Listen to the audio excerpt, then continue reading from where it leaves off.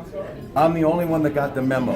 St. Patrick's Day, Mr. Ireland, is 2 days away. I've got the green on, but this guy loves Ireland, but he loves life, and he loves being one of the best restaurateurs that the city of Pittsburgh has ever seen in its amazing history. And the city, Mayor Bill Peduto and company and City Council, let me just say, it has never looked better.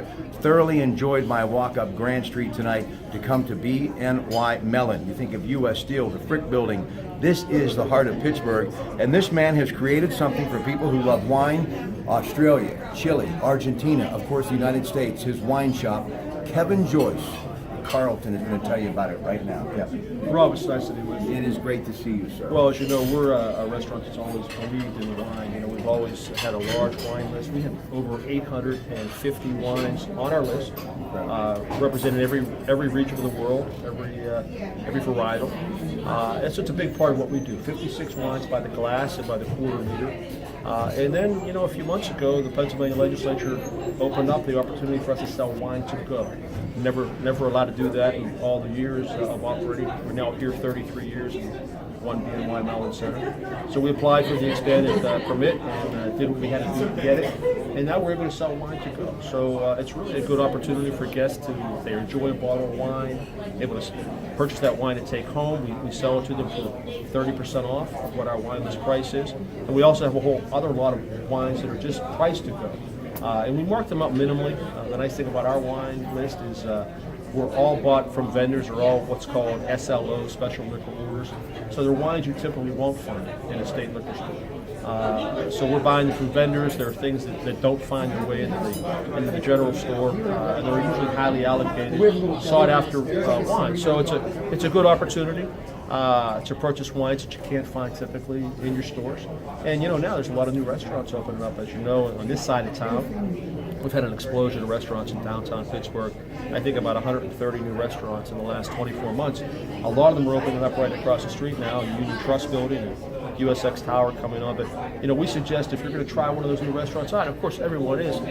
You know, most restaurants have good corkage policies where you can bring a bottle of wine in, and maybe they charge you $10 or $20 to pour that there. But you can save yourself a lot of money by coming to the Carlton, buying that great bottle of wine, taking it across the street, enjoying your first experience, but bring the bottle in, and you know, the wine you buy at the Carlton for $70 is liable to cost you $280 across the street. So it's just a thought. You know, most people don't know you can bring wine into a restaurant, and we actually welcome at the Carlton, even with a long wine list.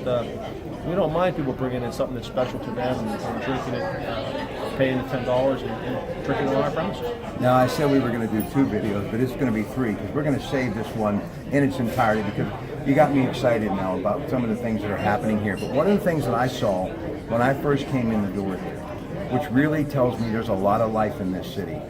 Your lounge, happy hour underway, is packed with beautiful people from all walks of life. And let me just congratulate you on that, and young and old alike. It's a good thing to see. Oh, it's a good thing. Yeah, you know, we've got a good clientele that come in the lounge every day. You know, a lot of lawyers, a lot of district attorneys, a lot of bankers.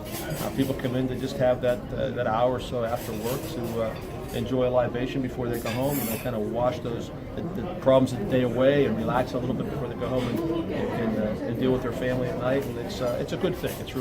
It's always a good place to relax in the Carlton Lounge at 5 o'clock. A friend of mine who happens to be Italian, who's been here many times, I told him I was going to be here tonight to promote your Mediterranean menu, St. Patrick's Day, so that's what they call Italians, Mediterranean Irish, okay? So I'm going to take care of everybody here. Coming up Saturday, CIE Tours, Anthony Agostinelli is going to be talking about Ireland on AAA Central's Talking Travel. And then on March 28th at the AAA Central office in Rochester, Matt DeRamo, Remember's Choice Tours, is going to be there talking about Italy. So these are 2 places that you know very well. You've been to Ireland.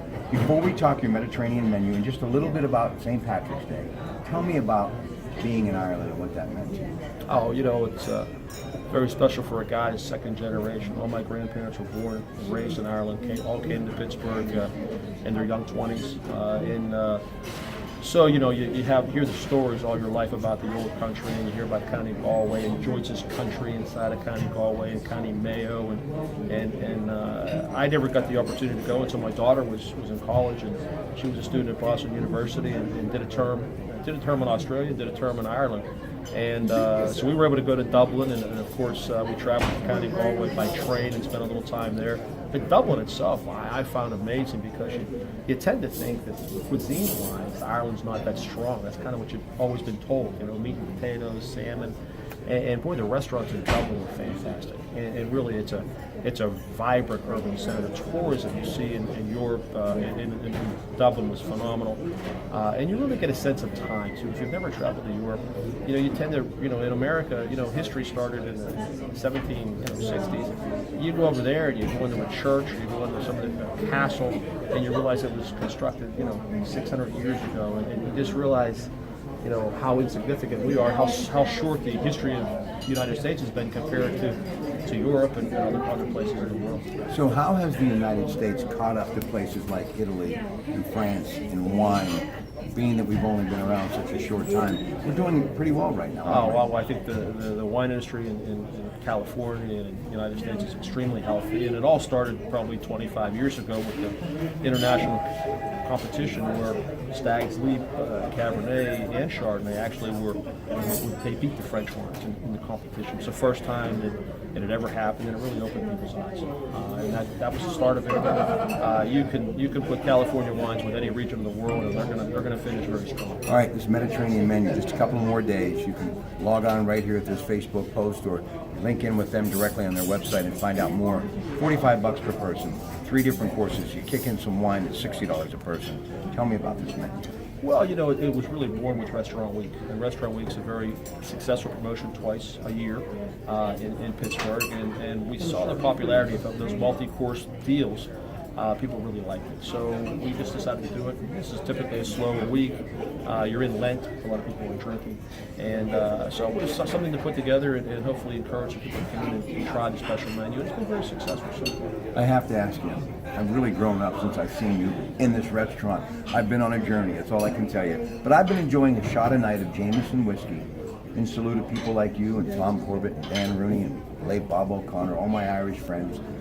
I've been drinking it chilled. Please tell me that's okay. Oh, it's fine. Okay, good. Enjoy things the way you like to enjoy. But do people actually drink that room temperature too? Oh, sure. A lot of people drink that, with a beer chaser, and it's down warm. But I'm like you. I like mine over some ice. Have you got Rooney's beer here yet? Did you know they have a beer out? No, I didn't know that. I'll bring you a bottle next time. Sounds like a deal. The great Kevin George. Anything else you'd like to talk about this incredible restaurant? It's a pleasure to be with you, Joe. How long have you been here?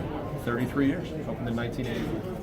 And they said it wouldn't last. There you go. It did. Tough business. All right, Greg Diolis and I, Mr. Joyce, going to talk all sorts of good things. That's coming up next from the Carlton.